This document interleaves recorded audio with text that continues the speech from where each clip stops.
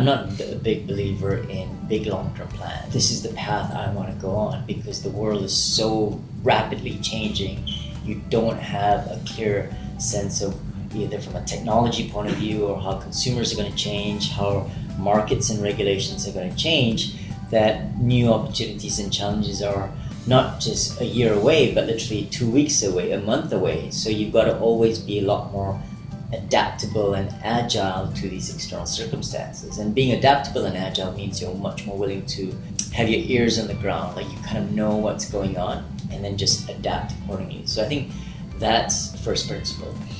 However, what keeps you grounded and focused for me is purposefulness and being values driven, right? And so while your specific business or business model or strategy needs to be very adaptive and malleable, the sense of who you are as a person and what you want to do in terms of the legacy or the impact that you want to leave behind, you really need to think that through carefully, right? So what is your sense of purpose? How are you going to make this world a better place? Underpinning that, what are the set of values that you're going to use as an explicit yardstick in terms of how you make decisions? Because in this environment of extreme volatility and uncertainty, it is impossible to make good decisions based on, I now have all the available information I need. You just simply can't, right? But what you can do is make the best available decision based on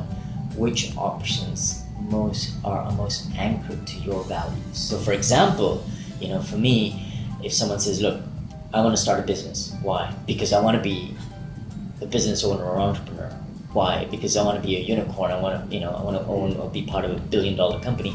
To me, that's not purposeful.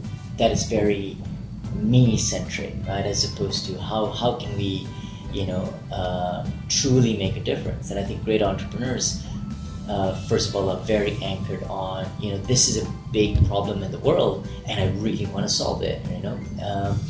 And so having that clarity of purpose, and then deciding, okay, based on that purpose, what are the real values that are important to me?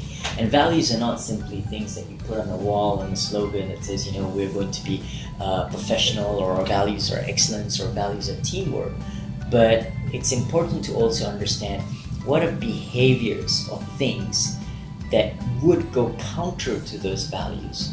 And therefore, when you see them and you encounter them, you will know that is not aligned with my values. So when we write about, these are the values that are important to me and why, we also need to go down one level, right? Which means these are the things I really want to do. These are things that I will not accept, right? Whether it's dealing with a third party, decision boundaries you have to set to frame, that becomes really, really important. So in a proper mentor-mentee relationship, this is one of the very first things you've got to establish.